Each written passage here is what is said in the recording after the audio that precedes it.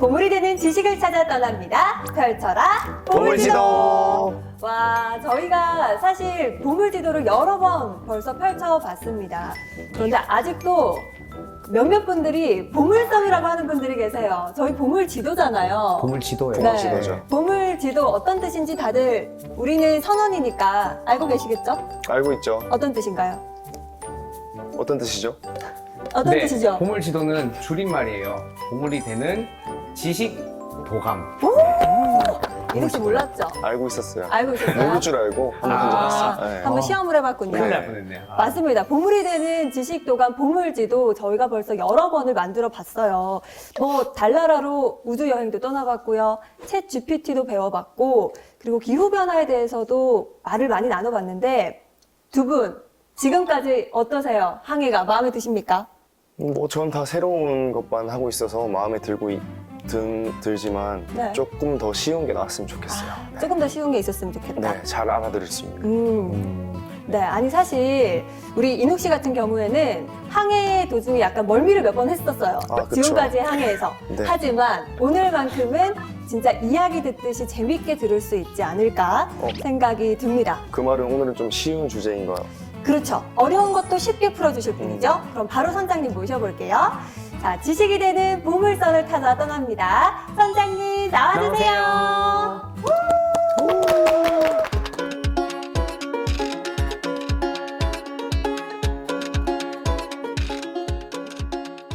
아니 그런데 인욱 씨 왜 선장님 보고 크게 표정이 밝아지진 않나요? 들어오시는데 딱 보니까 네. 어려운 주제일 것 같아서. 아닙니다. 똑같은 역사라고 하더라도 우리 선장님이 또 재미있게 풀어내시는데 아주 일가견이 있으시기 때문에 인욱 씨 긴장 안 해도 됩니다. 그렇죠, 선장님? 예, 아마 이제 뭐 역사하면 뭐 외울 것도 많고, 뭐 연대도 외워야 되고, 뭐 사건도 외워야 되고, 뭐 이런 부분 때문에 우리 또 정인욱 씨가 상당히 좀 부담을 느끼시는 것 같은데, 제가 정말 이 역사도 쉽다, 흥미롭다, 그리고 머리에 쏙쏙 들어올 수 있다, 이런 점을 이제 좀 강조하는 주제를 선택을 해서 제가 이렇게 준비를 해왔거든요. 한번 믿어보세요. 네, 알겠습니다. 네, 아유, 기대가 됩니다. 그럼 박수로 강의 시작해 보겠습니다.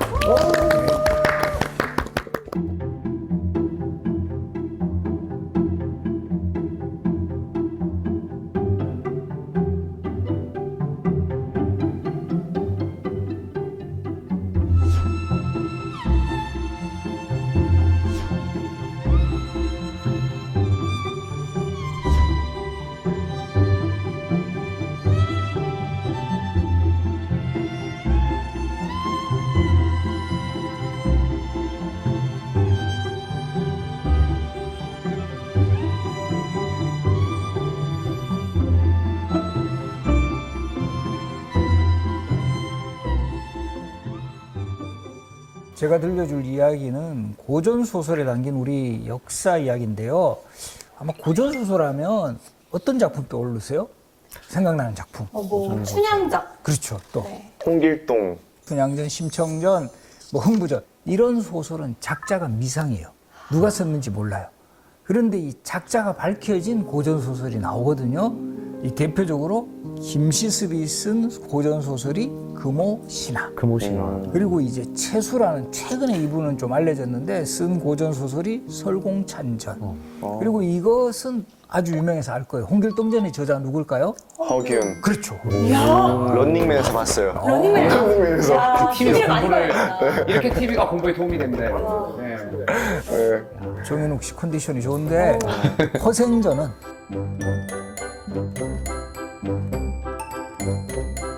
여기까지는 제가. 아하. 박지원이라는 우리 조선 후기의 그 학자. 그래서 요런 또 작자가 밝혀진 고전 소설들은 작자가 왜 이 소설을 썼는가 이것이 또 드러나 있어요. 요런 것도 한번 살펴보면 훨씬 더 흥미롭다라는 거죠. 그래서 이제부터 본격적으로 고전 소설 하나하나를 한번 소개해 보겠는데 우리 최초의 한문 소설로 밝혀진 고전 소설이 김시습이라는 학자가 쓴 금오신화예요.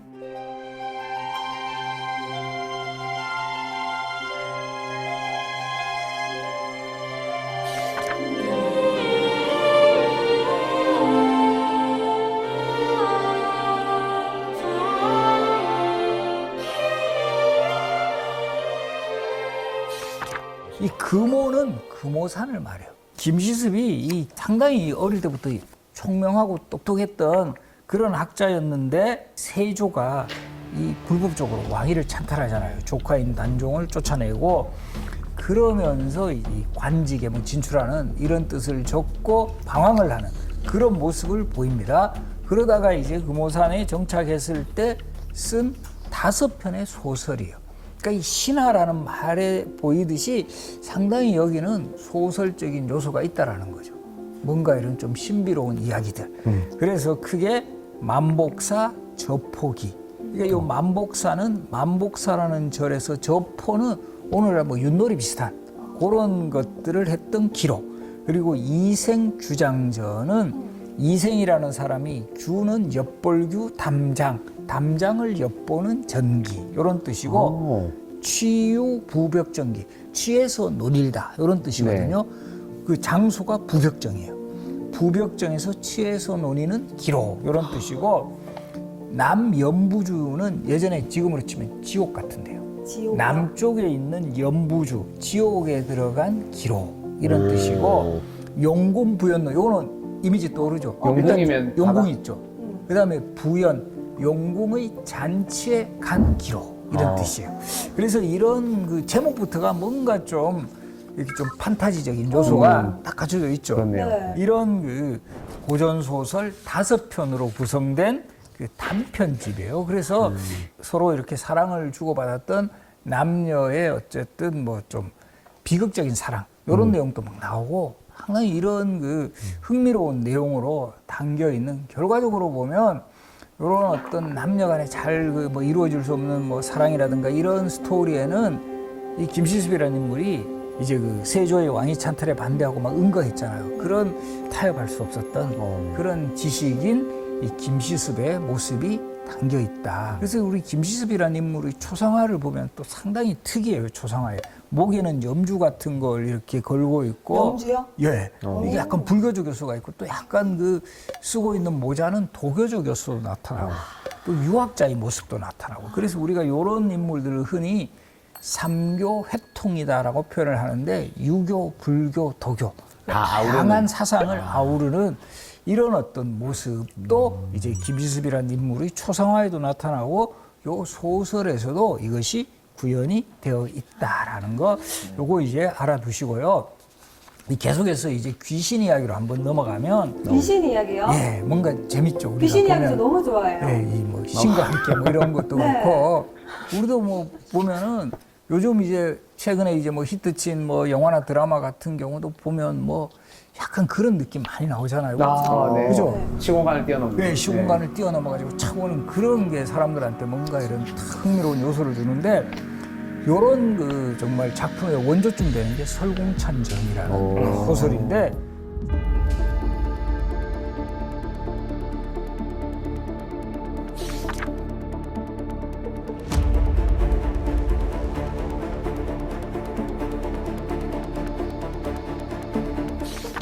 이 설공찬이라는 인물이 이제 죽었어요. 근데 이 사람의 혼령이 사촌 동생 몸에 들어가는 거예요. 그러면서 이 사람의 몸에 이제 들어가서 우리 흔히 뭐 빙의가 돼버렸다 네, 빙의네. 이렇게도 이야기하는데 그러면서 지옥 이야기를 들려줘요. 그래서 이때 재밌는 기록을 제가 하나 뽑아서 소개해드리면 저승은 바닷가로 돼 매우 멀어서 여기서 가면 40리로 돼 우리 달리면 하도 빨라. 이 옛날부터 귀신들은 빠르다라는 거죠. 여기서 술시 오후 8시경에 출발을 하면 자시 오후 10시경에 들어가 축시 오전 2시쯤에 성문이 열리면 들어간다. 우리나라 이름은 단월국이라고 하고 중국과 여러 나라의 죽은 사람들이 이제 이 땅에 모여 있는데 모인 사람이 하도 많아 수를 세지 못한다. 이렇게 돼 있어요. 사후세계를 말하는. 그렇죠. 16세기 이미 지옥 만원이에요. 저 생각에는 우리가 아마 지옥 들어가기 힘들지 않을까 이게 너무 많아서. 대기 번호가 너무 많았어. 그러네요. 그때도 다행이다. 이미 만원이었으니까.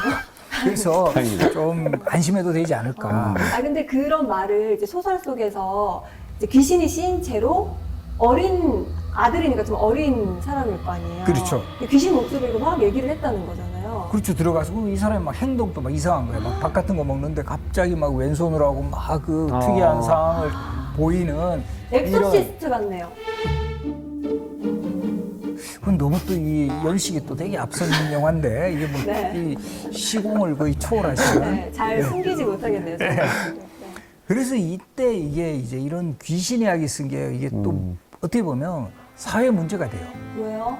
왜냐하면 그 당시 이 채수라는 학자는 전형적인 유학자인데 그 유학자들이 귀신 이야기 함부로 하는 거는 이게 금기시 돼 있어요. 그래서 이제 우리 뭐 대표적으로 유학의 가장 기본 지침서가 되는 그 공자가 쓴 논어라는 책 네, 보면 논어. 괴력 난시는 말하지 않는다 이렇게 표현을 해요. 아주 괴이하고 막 이상한 귀신 이야기 같은 거는 뭐 이렇게 요즘 표현을 하면 사회 지도층 인사가 이런 거 하면 사람들 현혹시킨다라는 거죠. 사이비 같다. 그렇죠. 네. 그 뭐 지금 약간 그 사이비 종교 이런 것 좀 네. 그 막듯이 똑똑하고 능력 있는 학자가 일찍이 설공찬전을 지었는데 떳떳하지 않는 말이 많기 때문에 그 당시 여론이 매우 이게 문제가 있다고 여겼다라고 나와요. 이제 지식인들층 사이에서는. 그렇죠. 뭐 이런 거 막 귀신 이야기 있어가지고 세상 그 혼란하게 한다. 이게 왜 또 그 정말 최근에 와서 초점이 되느냐 하면 네. 조선왕조 실록에 6번이나 그 기록에 관한 내용이 등장을 해요. 이 설콩찬전이요? 그 핵심 내용은 뭐냐면 이거를 금소로 해야 된다. 왜냐하면 이게 자꾸 이런 귀신 이야기가 유통이 되고 이러면 사람들 사이에 이게 막 좀 요즘 표현하면 정말 정신사납게 한다. 그래서 이 우리가 고전 소설 중에 실록 기록에 이렇게 많이 등용되는 사례가 잘 없어요. 아니 근데 귀신 이야기 좀 떴다고 실록에 6번, 5번 막 등장할 정도로 이렇게 중하게 여겼던 이유가 따로 있을 것 같아요. 그러니까 지금도 그렇지만 지금 또 금서가 되는 가장 확실한 원칙 같은 게 있어요. 어떤 책이 금서될까요? 일단 뭐 사회를 좀 어지럽게 한다. 사상 관련된. 그런 것도 있지만 또 하나의 중요한 요소가 있어요. 약간 우두머리나 힘을 갖고 있는 사람의 마음에 들지 않을 때. 그런 것도 있지만 또 절대적인 요소 중에 하나가 많이 팔려야 돼요. 읽혀야 돼요. 아무리 불온한 내용 써도 이거 사람들이 찾지 않으면 그건 금서로 지정할 필요도 없어요. 그렇죠. 어차피 그건 뭐 읽히지도 않은 책이니까. 히트친 불온서죠. 그렇죠. 네. 이게 자꾸 이 금서라는 거는 사람들한테 자꾸 읽히니까 이 나라가 국가가 나서서 이거를 막는 통제하는. 거예요. 하지 말라고 근데 더 하고 싶은 거. 그렇죠. 그러니까 이걸 또 몰래 보는 사람도 있죠. 당연히. 그래서 이게 금서의 가장 큰 조건 중에 하나는 사람들한테 널리 유통이 된다라는 사실. 그래서 이게 이제 그 금서로 지정이 되고 이제 채수도 이제 관직에서 물러난 후에는 말년에 머물렀던 곳이 그 함창 지금의 상주 쪽이에요. 이곳에서 상주. 쾌제정이라는 정자를 짓고 뭐 이렇게 아주 한가하게 살았다 말년에는. 그래서 이런 장소를 찾아가면 아 이곳에서 이 채수라는 학자가 설공찬전 짓고 파문이 일어나니까 편안하게 여생을 보냈던 장소다. 이러면 그 고전소설하고 또 그 장소를 연결시키는. 그래서 우리 여기 지금 보물지도잖아요. 지금은 네. 배를 타고 가지만 그냥 이제 뭐 자동차 타고 가도 되고 이러면서 하나하나 그러네. 그 장소를 찾는 그런 것도 훨씬 더 재미가 있다라는 거죠.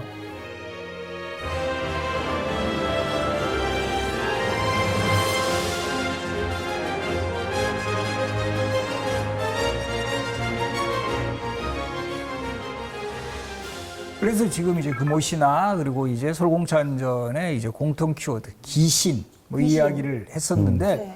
그다음에 아마 우리 정인욱 씨가 아주 좋아할 수 있는 그 작품 홍길동전 이야기. 도둑 네. 이야기. 도둑 이야기. 네. 일단 홍길동은 우리가 뭐 너무 익숙하잖아요. 문서작성 예시할 때 홍길동을 그렇죠. 쓰다 지금도 보니. 우리 동사무소 가면 다 홍길동이 나옵니다. 맞아. 그래서 정말 저 그런 분 봤어요. 은행에서 예금 찾는데 그거 보고 그냥 홍길동으로 자기 이름 쓰더라고요. 그럴 수 있죠. 양식대로 네. 자기 이름 서명란에. 그래서 이 홍길동이라는 인물은 우리 한국인에게는 가장 친숙한 이름이 아닐까. 그리고 정말 제가 한 20여 년 전에 우리 학생들 제가 이제 대학에서 가르칠 때 저 출석부 물으면서 정말 놀란 적이 있어요. 진짜 홍길동이 있더라고. 진짜요? 네. 웬만하면 홍길동 실명 잘 없는데 저 동사무소에서 본 이름이 어떻게 실명 맞냐니까 실명 맞다고. 아, 정말요? 신기하다. 또 흥미로운 것은 홍길동이 실존 인물이에요. 실전 인물이라고요? 네. 연산군 때 실제 활약했던 도적 이름이 홍길동이에요. 진짜요? 아, 예, 우리 동사무소에 이름 쓰이기 전에 연산군 때 이미 이 사람이 원조야. 이때도 강도 홍길동이 옥정자와 홍대 차림으로 첨지라 자청하면서 마치 이제 관리로 자청하며 대낮에 때를 지어 무기를 가지고 관부에 드나들며 기탄없는 행동을 자행을 했다. 그런 과정에서 그 지역의 사람들이 협조를 했는 죄도 크다. 그래서 이들을 모두 변방으로 이제 저쪽 전출시키자 하니 정교하여 뭐 알았다라는 이런 대답이 연산군 일기 기록에 나오는데요. 너무 캐릭터가 비슷해요. 실존 인물 이름도 똑같고 그렇죠. 근데 한자가 달라요. 한자가 요 달라요. 연산군 때 도적의 동자는 같을 동자를 네. 쓰고 소설의 주인공 홍길동은 아이 동자를 썼어요. 그래서 우리 지금 아동 뭐 이런 표현을 할 때 아동할 아이 때 동자 동. 쓰잖아요. 그래서 도적이라는 점하고 인근의 관리들을 꼼짝 못하게 했다라는 점. 그래서 아마도 허균이 원래 실존 인물을 이렇게 주인공으로 삼으면 사람들에게 훨씬 더 인지도가 높아요. 그렇지 않아요? 그렇죠. 딱 홍길동 보면 저 도적이네, 도적 이야기네. 우리도 그래서 지금 뭐 영화나 드라마 같은 거 이렇게 할 때 이것은 실화입니다. 막 이런. 그리고 이제 네. 그 주인공 이름도 약간 바꿔서. 뭐 복수의 여신이면 이름을 나화신 뭐 이런 식으로 하고 예, 이름에서부터 그런 저 사람은 복수할 것 같다 뭐 이런 이미지를 주잖아요. 그렇죠. 바로 그런 것들을 통해 이 시대도 마찬가지예요. 우리 옛날 분들도 다 나름대로 똑똑했네. 신경 씁니다 이런 거. 근데 선장님, 제가 궁금한 게 하나 있습니다. 네. 홍길동전 하면 제가 어렸을 때부터 최초의 한글 소설이다 이렇게 외웠거든요. 예, 예. 그러면 그때 진짜로 홍길동전이 가장 먼저 쓰인 한글 소설이 맞는 거예요? 지금은 이제 어쨌든 최초의 한글 소설로 허균과 비슷한 시대를 살았던 택당 이식이라는 인물의 그 택당집이라는 기록에 보면 허균이 홍길동전을 지었다. 그것도 중국의 수호전을 모방하여 지었다 이렇게 나와요. 그런데 이제 한글로 과연 만들었느냐에 대해서는 어느 정도 논란이 있지만 지금 대체적으로 학계에서는 그래도 허균의 소설이 한글 소설로는 최초임이 거의 이제 뭐 분명하다는 쪽으로 이야기를 많이 하고 있습니다.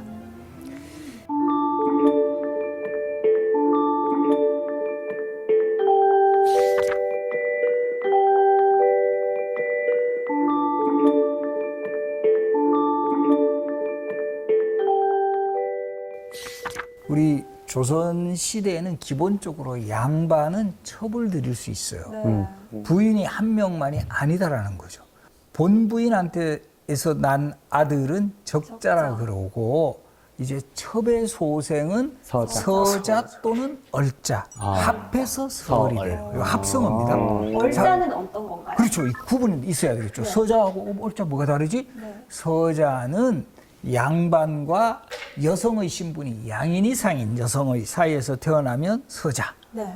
그리고 이제 양반과 천민, 우리 흔히 뭐 노비라고도 하는데 천민과의 사이에서 태어나면 얼자가 돼요. 얼자가 조금 더 낮은. 더 낮을 수 있죠. 자, 그러면 홍길동은 서자일까요? 얼자일까요? 서자. 얼자. 아닐까요? 서울자? 아, 우리 정인욱 씨 오늘 컨디션 아, 좋네요. 이야. 역시 5대5. 잘 찍었네. 잘 찍었죠. 그러니까 얼자가 돼요. 얼자였구나. 이거 홍길동전 정말 첫 부분에 잘 읽어보면 어떤 내용이 나오냐 하면 길동은 홍판서 댁의 시비 춘섬의 아들이다 이런 대목이에요. 시비는 홍판서 댁 집에서 일하는 비, 네. 우리 노비할 때 노비. 비예요. 그 춘섬의 아들이니까 얼자가 얼자네요. 그래서 이제 서자보다도 얼자가 더 좀 낮은. 그래서 우리 예전에 국어 시험에 이거 항상 잘 나오는데 홍길동전에서 그 신분적 한계와 모순이 드러난 구절을 뭐 찾아라 뭐 나오거든요. 아버지를 그렇죠. 아버지라 부르지 못하고 형을 형이라 부르지 그렇죠. 못하고 아, 좋습니다. 호부 호형. 호부 허용을 하지 못하니. 이거 슬프다. 맨날 국어 선생님이 밑줄 차 빨갛게 치고 막 빨간 펜 막 했었어요. 하는 거 네. 기억나시죠? 네. 그 대목이 가장 길동이 처한 그런 어떤 신분적 한계를 보여준다. 선생님, 근데 갑자기 궁금한 건데 아버지를 아버지라 부르지 못하잖아요. 네. 그럼 뭐라 불러야 돼요? 대감. 뭐 대감이라든가 뭐 반서. 아빠인데. 네. 그러니까 그 이름을 마음대로 부르지 못하는. 그래서 많은 분들이 착각하는 게 홍길동전의 저자가 허균이라고 그랬죠. 네. 그 허균이 자기가 서울이어서 그런가? 이렇게 생각하시는데 허균은 사실은 명문가의 그 자식이에요. 진짜 엄청나겠네. 허균의 아버지가 허엽이라는 인물이고 이분 또 판서직까지 오늘날로 치면 장관직까지 역임을 했고 그 형제들도 정말 뭐 대단한 그 직책을 했고 또 그 누이가 되게 유명해요. 누이 이름. 화만사람. 그렇죠. 화난사람. 바로 누이예요. 상당히 그 여류 시인으로 이제 대표되는 네. 아주 집안이 정말 뭐 빵빵한 집안. 빵빵한데 네. 그래서 그 유명한 것, 허균 집안에서 내려오는 유명한 두부가 있어요. 강릉에 가면. 강릉에 가면 두부. 강릉 가면 두부 먹어야 되는데. 네. 뭐지? 우리 정인욱 씨 뭐 음식점도 하시는데 이게 두부 중에 유명한 무슨 두부? 강릉에 풀무원. 풀무원. 풀무원 맛있지. 풀무원 맛있긴 한데. 네. 초당 두부. 와, 들어본 거였어. 초당 소스 초당두부. 이제 초당두부 먹을 때 우리 좀 아는 척 해야겠네. 아는 척 이게 해야겠네. 무슨 두부인지 알아? 난 처음에 브랜드인 줄 알았어요. 아, 몰랐네. 허균이라는 인물이 바로 이렇게 명문가 자손인데 그럼 왜 이 서울을 주인공으로 했을까? 그러게요. 거기에 또 사연이 있어요. 허균의 스승이 이달이라는 사람인데 이 사람이 서울 출신이에요. 근데 이 사람한테 배우면서 허균이 우리 스승이 저렇게 능력이 있고 정말 뛰어난 실력자인데 서울이라는 이유로 뭔가 이렇게 제대로 관직에 등용되지도 못하고 이런 거 너무 안타깝다. 이렇게 생각을 하면서 바로 이 서울에 대한 관심을 가지게 되었고 그렇네. 또 결정적인 사건이 일어나요. 사건이요. 예. 1613년에 지금의 그 문경세제 근처에서 은을 싣고 가던 상인들이 이제 강도들에 의해서 이게 탈취되는 그런 사건이 일어났어요. 결과적으로 뭘 하려고 했냐? 그 당시 광해군 때 네. 광해군의 이복 동생이 영창대군이에요. 네. 이 영창대군. 영창대군을 왕으로 추대하려 했다. 엄청난 용모 사건이 된 그렇죠. 거예요. 근데 이 용모 사건을 주도했던 사람들이 7명의 설이었다. 칠서의 옥사라는 뜻으로 칠서지옥이라고도 불렀어요. 이야. 칠서의 옥사. 그런 이 사건에 바로 이 허균이 좀 배후에 있었다. 7명의 서울들하고 상당히 친분을 가지고 바로 이런 그 허균의 의지는 뭔가 잘못된 세상을 한번 바꿔보겠다. 그리고 그 당시 어쨌든 요 광해군 때 여러 가지 그 뭐 문제점 같은 거 이런 걸 보였어요. 광해군 정권이. 그러면서 이제 허균이 이들을 주인공으로 하는 뭔가 소설을 만들고 싶어 했을 거다. 그렇게 해서 홍길동전 탄생이 이제 이루어졌고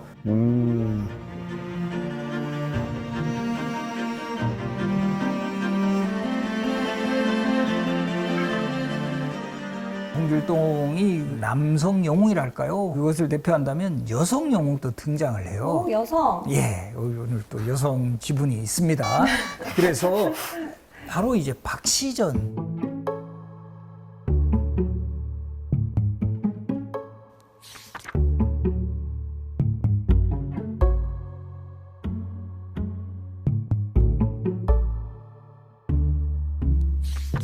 이 소설이 나온 배경에는 또 우리 전쟁의 역사가 담겨 있어요. 1636년 12월에 병자호란이 일어납니다. 병자호란. 당시 왕인 인조가 남한산성으로 피난을 해서 정확하게 47일을 버티다가 결과적으로 항복을 하죠. 청나라 황제에게 3번 절하고 9번 머리를 조아리는 굴욕적인. 치욕적인 항복시 네. 삼배구고두래라고도 이야기를 하는데 네. 그때 이런 정말 엄청난 그 패전, 그 왕이 그 당시 오랑캐라고 여겼던 청나라 황제에게 항복을 하고 많은 조선인들이 포로로 끌려가고 정말 많은 여성들도 청나라에 끌려갔다가 겨우 어떻게 해서 살아 돌아오면 이들을 뭐라고 불렀을까요? 이것도 우리 지금 많이 이게 흔히 쓰고 있는 말인데 환향녀. 고향으로 돌아온 여인이란 뜻인데 네. 환향녀라는 말이 이게 이제 사회적 비속어로 해요. 환향녀, 환향녀. 예, 안 나쁜 좋은 말이잖아요. 말로. 네. 그렇게 되는 그런 어떤 비극까지. 그러니까 어쩔 수 없이 끌려갔다가 겨우 살아 들어왔는데 저 오랑캐 놈한테 그냥 쉽게 뭐 몸이나 주는 여자 이런 논리로 사회도 그 진짜 지키지 서러웠겠어요. 못했어요. 네. 이런 정말 비극적인 상황 속에서 박시전이라는 소설을 통해서 여성 영웅이 등장을 합니다.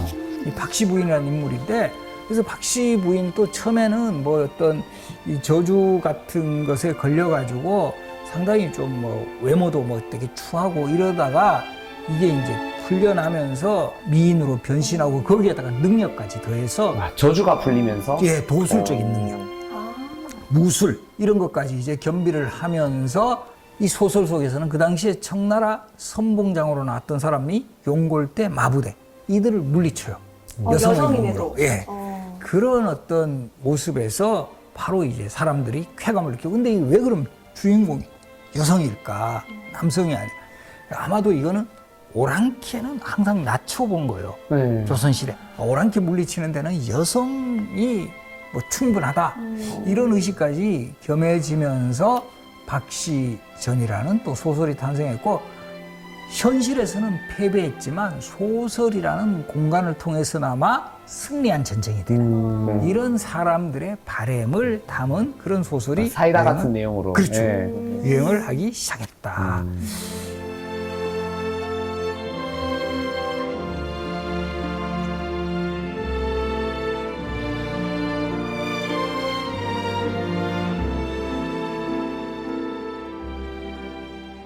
그런 그 박시전이라는 소설에서는 청나라에 대한 복수가 상당히 강조가 되어 있어요. 네. 그런데 이번에는 이와 반대되는 소설이 있어요.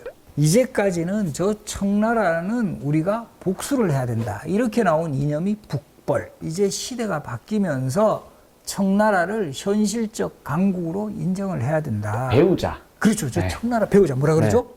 이제 북벌에서 북학이 되는 거예요. 바로 이 북학파의 리더인 학자가 바로 박지원이었고, 박지원이 쓴 가장 대표적인 소설 중에 하나가 허생전이라는 소설이에요.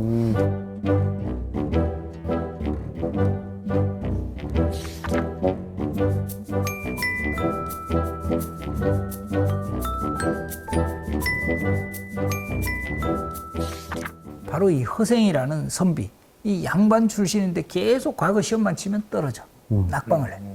그러다 보니까 이제 부인이 열받아가지고, 이 뭐 맨날 시험 떨어질 것 같은데 뭐 맨날 그 글 공부한다고 뭐 아무것도 안 하고 돈도 못 벌어오고 막 구박을 합니다. 그래서 이제 열받아가지고 나도 돈 벌 수 있다. 이렇게 해서 귀엽다. 집을 나가서 상업 활동을 해요. 장사를 하게 됩니다. 과거 준비를 하다가 그렇죠. 부인의 구박에 이제 이제 돈 벌어를 더 나쁘겠다. 하니까 이게 허생원이에요. 생원. 문장력을 시험 보는 그 트랙을 진사시. 진사시. 그래서 진사과에 합격하면 최진사, 맹진사 이렇게 돼요. 진사가 돼요. 그렇죠. 최진사 댁 셋째 그렇죠. 딸 이런 분들의 예, 그 맹진사 진사. 때 경사 뭐 이런 거 있잖아요. 오. 그리고 이제 생원은 유교 경전. 약간 요즘으로 치면 뭐 그 수능 시험 약간 문답 시험. 그것을 합격하면 생원이 되는 거예요. 생원. 그래서 허생원이에요.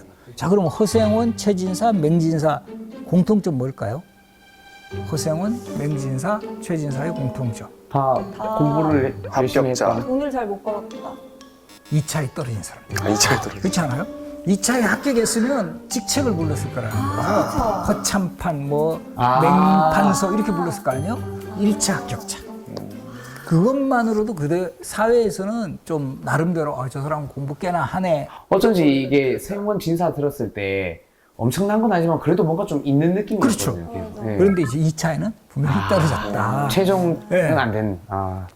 그래서 요때 이제 이 허생이라는 사람이 누구한테 가서 돈을 빌리냐면, 그 당시에 장안의 최고 부자가 변승업이라는 사람이 있어요. 변부자. 이 사람은 또 뭘 내가 돈 버냐 하면 이 사람도 실존 인물이에요. 실존 인물이요? 역관 출신. 요즘으로 무역. 치면 통역관 출신. 통역. 그 조선 후기에 가면 통역관들이 돈을 많이 벌어요. 이 사신으로 이제 중국에 가게 되면 통역해주면 통역만 하는 게 아니라 이 사람들이 특히 인삼이라든가 이런 것들을 가지고 가서 밀무역을 하는 거예요. 그걸로 해가지고 자금이 많이 이제 축적이 된 이런 사람들이 많아요. 근데 이 생명부지에 이 사람한테 가서 만냥을 빌립니다. 얼굴도 모르는 사람한테. 그렇죠. 이게 또 소설이니까 가능해. 이거 누가 그걸 돈 빌려주겠어요, 뭐. 만 지금 원도 돈으로 아니고. 얼마예요? 만냥? 한 양의 가치가 대략 조선 후기에 보면 쌀 한 20kg 정도를 구매할 수 있다. 지금 쌀 20kg 얼마죠?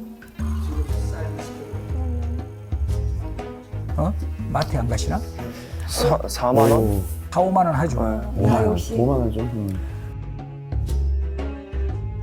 그러면 쌀 20kg이 이제 한 양의 가치가 5만 원이 되니까 만 양이면 5억쯤 되는 거예요. 지금의 기준으로 하면. 그죠? 와. 너무 큰데요. 한 양의 사실 10분의 1이 한 전이 되는 거예요. 어. 그리고 또 한 전의 10분의 1이 한 푼이 되는 거예요. 그러면 한 전은 지금의 대략 5천 원, 네. 한 푼은 500원. 아. 그래서 5억 정도 빌려가지고 뭘 하냐 하면 무담보 대출을 한 거네요. 그러니까 이건 소설이니까 가요. 그 추석 전날 옛날에도 안성장이 큰 시장이에요.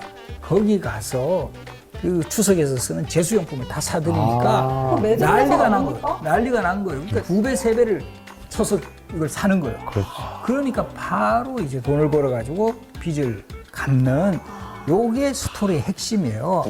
결과적으로 이 박지원이 이 소설을 쓴 의도는 양반도 상업활동에 종사를 해야 된다. 뭐 글 공부만 하고 이렇게 해서는 안 된다. 아. 그래서 이 박지원이 쓴 포생전이 가지는 의미는 이런 북학 사상이 훗날 우리 계합파 학자들에게 영향을 미쳐요. 박지원의 손자가 박주수라는 인물이고 이 박주수라는 인물이 계합파의 멘토가 되는 우리 김옥균이라든가 박영유와 같은 그러다 보면 자연스럽게 이런 북학 사상이 계하 사상으로 자연스럽게 연결되는 이런 모습도 보여줬다라는 점에서 우리 스스로가 뭔가 이 근대적인 발전을 꾀할 수 있는 그런 흐름이 분명히 있었다라는 거, 이런 것들도 우리가 한번 잘 기억해 보시고요.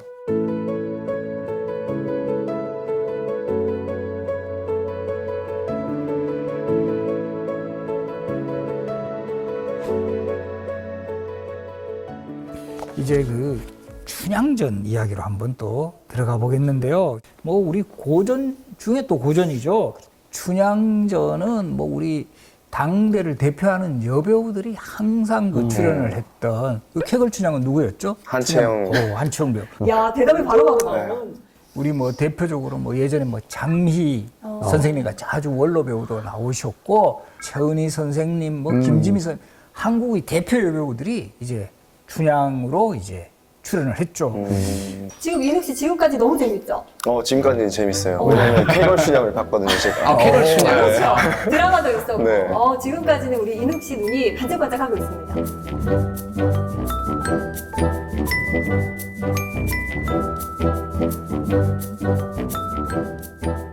극적인 러브 스토리를 할까요? 많은 사람들에게 감동을 주고 있는데 사실은 여기에는 허구적인 상황이 많이 발생을 해요. 일단 춘향전의 주인공 이몽룡은 과거에 장원급제하죠. 네. 네. 엄친아. 그렇죠. 엄친아가 네. 돼버리는데 사실은 과거에 장원급제하는 게 쉽지 않아요. 조선시대 이 과거 시험이 상당히 이제 정말 그 합격하기 어려운 관문인데 그것도 뭐 합격도 아니고 1등이잖아요. 수석 합격. 사실 이몽룡 보면 그렇게 공부 열심히 한 것 같지는 않잖아요. 거의 연애 사복. 나가고 편지나 쓰고. 춘향이 그네 뛰는 거 구경하고 뭐 편지 뭐 교환해가 방자시켜가지고 네. 교환하고 결코 이거는 뭐 장원은커녕 합격하기도 힘들다. 거의 근데 사복고시 같은 그런 거 아니에요? 사복고시보다 어떻게 보면 더 어려운 겁니다. 여기 조선전기 같은 경우는 식년시에 3년에 33명 뽑으니까 1년에 11명만 뽑히는 그 어려운 시험에 극소수를. 예, 이몽룡 같이 그렇게 뭐 대강 공부해갖고는 절대 안 된다. 그 다음에 이제 암행어사로 어디로 나가죠? 남원. 그렇죠. 남원에 가죠. 남원. 춘향의 고향으로 와요. 바로 변삽도의 수청을 거부했다는 이유로 그 감옥에 갇혀 고통받고 있을 때 그 구하려면 남원으로 이제 가야 되는데 사실 이몽룡도 남원부사의 아들이었어요. 그러니까 연고지에 가면 안 돼. 이거 청렴하지 않은 것 같아요. 네. 그렇죠. 그 암행을 업무를 수행을 하고 있는데 자기 동네 다 아는 동네 가면 이게 그렇죠. 제대로 그렇죠. 뭘 할 수가 없는 거죠. 이런 것도 호구다. 그리고 이제 부임지를 뽑을 때는 우리 선조들도 예나 지금이나 우리 지금도 로또 하잖아요. 네. 뽑기 좋아요. 추첨하는 거 좋아요. 추첨으로. 그래서 이때도 그 부임지를 추첨을 합니다. 그래서 그 당시에 조선후기 요 소설의 배경이 되는 시대에 보면 전국에 한 400개 정도 군현이 있어요. 그 이몽룡이 남원으로 뽑을 확률은 400분의 1이에요. 오늘의 부임지는요, 타고한 남원 한 거잖아요. 소설이니까 가능하지. 거의 이것도 뭐 허구적인 이런 모습. 그리고 이제 춘향이 막 그 영화나 드라마 보면 목에 칼 차고 있잖아요. 네. 아, 잘 생각해 보시면 대역 죄인이나 차는 그런 칼을 춘향이가 차고 있어요. 네. 그것도 허구죠. 좀 극적인 과장된. 과장. 그때 그게 쑥된 머리 그거 맞죠?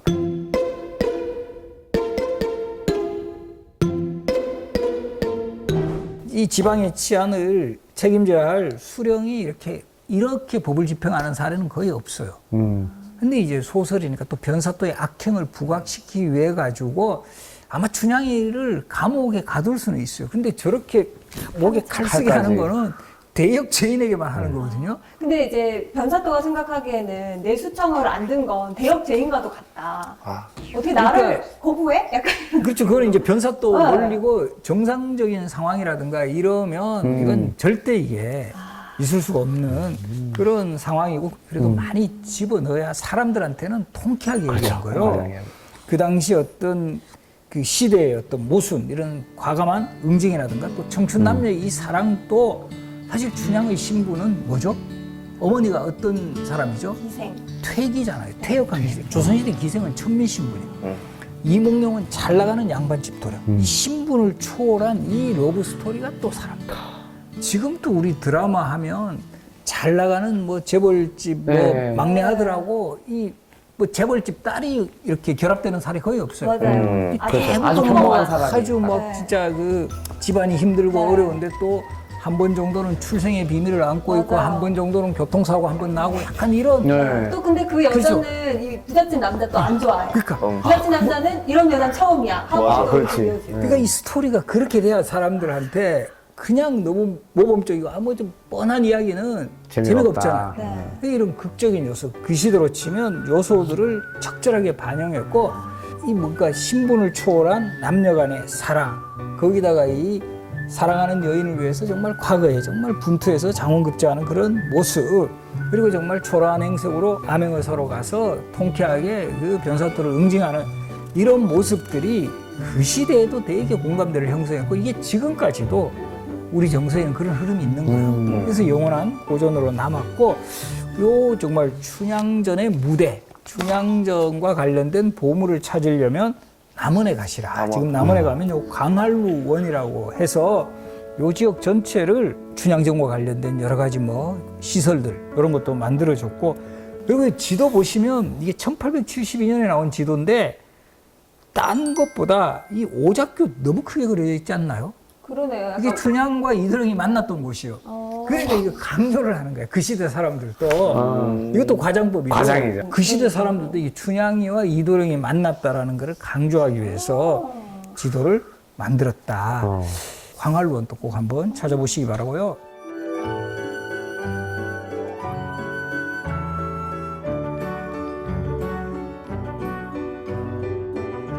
그 흥부전 우리 또 이거 또 이것도 뭐 뻔한 이야기 아니냐 이거 정말 그 마음씨 착한 그 흥부가 목을 받고 정말 마음씨 고약한 놀부가 뭐 진짜 그 결과적으로 뭐 벌 응징을 받고. 당한다 네. 벌을 받는다.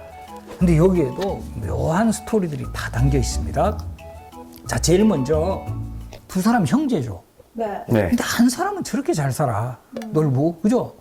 근데 한 사람은 저렇게 지지리도 못 살아. 또 뭐 좀 이상하지 않나요? 맞아요. 같은 집안인데. 장자승계인가요 이게?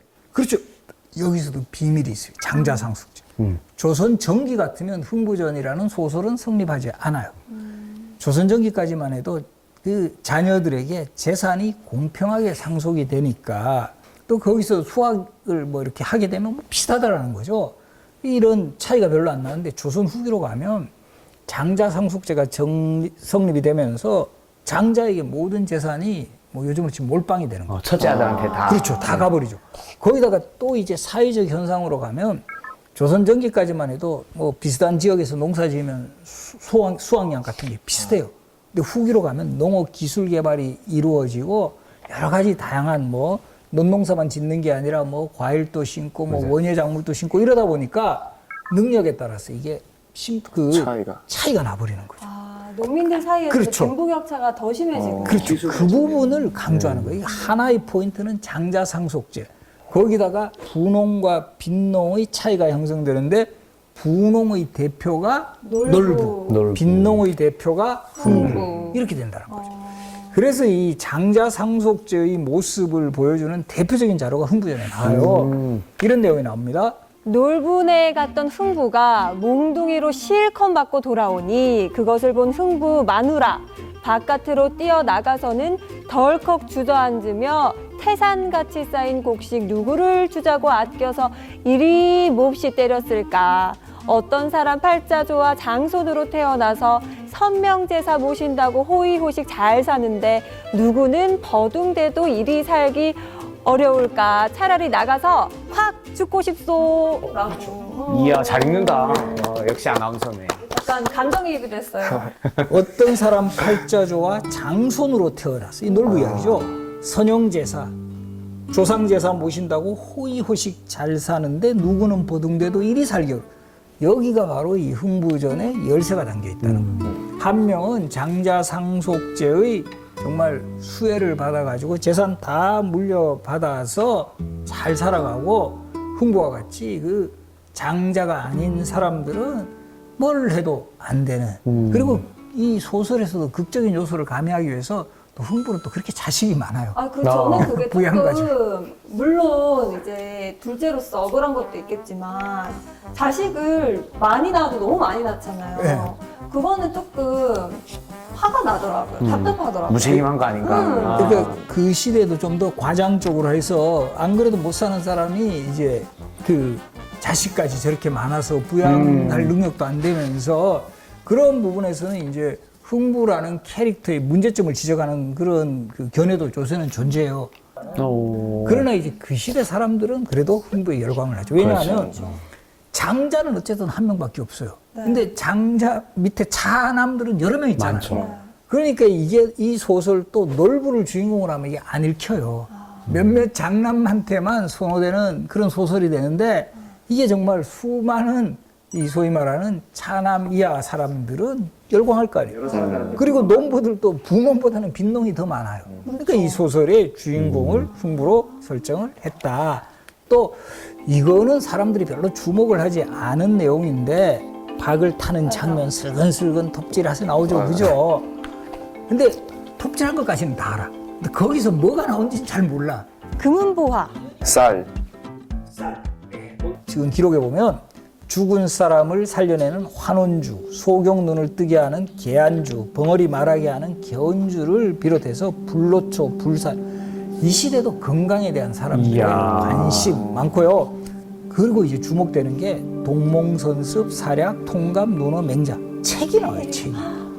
야, 이거 박을 탔는데 와, 책까지 나오고. 책이 나온다고. 야, 지금 생각하면 이거 너무 스트레스 주는 거 아닌가? 이렇게 생각하지만 이 시대 농민들에게 희망을 주는 거예요. 그때는 책이 농민들에게는 보물이었나 보네요. 그리고 이제 농민들도 열심히 공부하면 출세할 수 있다. 이 과거에도 응시할 수 있고 실제 조선시대도 농민들도 과거에 응시할 수 있어요. 근데 농사 짓고 이렇게 시간 너무 이제 나지가 여유가 않으니까 안 되는. 합격률이 낮다라는 거죠. 그래서 저는 이 흥부전에서 나오는 책하고 묘하게 일치하는 그런 자료가 바로 이 김홍도의 풍속화 중에서 자리짝이라는 그림이 있어요. 자, 부모들은 지금 열심히 일하죠. 아이는 뭐 하고 있어요? 책을 보고 있네요. 책을 보고 있죠. 네. 우리들은 이렇게 열심히 일할 테니 너라도 어떻게 공부해라. 공부해가지고 출세를 하라. 이런 당시 사람들의 자식 교육에 대한 열망 같은 이거하고 흥부전에서 나오는 박에서 나오는 책하고 묘한 일치점을 가진다라는 거죠. 연결이 되네요. 네, 연결고리가 있죠, 그죠? 네, 부모님 약간 교육열이 사실 이때나 저때나 같네요. 지금 우리 시대하고도 흡사 우리 예전에 한 60, 70년대 정말 부모들은 뭐 가진 그 험한 일을 하시면서도 자식 교육을 위해 가지고 맞아요. 헌신했던 이런 모습하고도 오버랩되는 장면들이에요. 공부를 통해 가지고 교육을 통해서 뭔가 신분 상승을 할 수 있다라는 그런 모습을 이제 확인할 수 있다라는 거예요. 장자상속지 이야기, 거기다가 이제 농민들의 어떤 그 이 빈농과 부농의 차이. 그러나 또 한편으로 보면 이 소설이 되게 해피엔딩으로 끝나요. 흥부도 놀부를 용서하고 결과적으로 이 계층 간 갈등 없이 고르게 좀 잘 살아보자. 착하게 살면 뭐 복을 받는다. 갈등을 해악으로 넘기는 그런 기지. 그리고 또 많은 사람들에게 또 흥부와 같은 그런 대박을 기대하는 또 이런 심리가. 나도 언젠가 흥부처럼 이렇게 힘들어도 뭔가 기회가 올 거야라는 그 희망의 메시지를 주었기 때문에 지금 또 우리에게는 또 영원한 고전으로 남아있는 소설이 흥부전이다. 이렇게 해서 이 흥부전을 또 마지막으로 해서 이 고전 소설에 담긴 우리 역사 이야기를 제가 소개해 드렸습니다. 와. 근데 저는 사실 쭉 들으면서 궁금했던 게 있었어요, 예. 선장님. 이게 작자 미상인 고전도 있지만 작자가 분명한 소설들도 있잖아요. 뭐 박지원이라든지 허균이라든지 그런 분들은 사실 지금은 책을 내면 그에 따른 수익이 있잖아요. 예. 혹시 그분들은 되게 이렇게 잘 팔리고 막 사람들이 열광하고 이러면 수익도 있으셨나요? 근데 오히려 최수의 솔공찬전도 금서가 됐다 그랬죠. 네. 우리 박지원의 열알기도 금서가 돼요. 오. 왜 그렇게 되느냐 하면 그 시대 사람들에게는 상당히 이제 뭐 정말 통쾌함 같은 걸 안겨줬는데 박지원은 그 당시에 정말 그 소위 말하는 엄청 엘리트 그 지식인이면서 문장을 너무 쉽게 썼다. 너무 요즘으로 치면 토속어, 비속어까지 막 쓰니까 그 당시 왕이 정조인데 정조대왕께서도 이런 게 유포되면 좀 사회의 질서를 문란시킨다. 이렇게 해가지고 사실은 박지원에게 반성문까지 요구를 했고요. 이게 한동안 금서가 돼요. 그러다가 이제 이 거의 그 박지원 열알기가 유통된 지 거의 한 7, 80년 만에 다시 이제 그 재평가가 되면서 널리 퍼지고 그러다 보니까 자연스럽게 이분들이 뭐 인세를 가진다라든가 그렇죠. 네. 그분은 힘들게 그렇죠. 됐고. 오히려 또 핍박받을 수도 예, 있겠네요. 그렇죠. 히트 쳤는데 반성문 써라. 이러니까. 알겠습니다. 그러면은 오늘 고전소설로 재미있게 역사 아는 시간을 가져봤는데 우리 선생님이 오늘 강의 한마디로 딱 정리를 해주신다면 어떻게 정리를 할 수 있을까요? 고전 소설을 알면 역사가 보인다.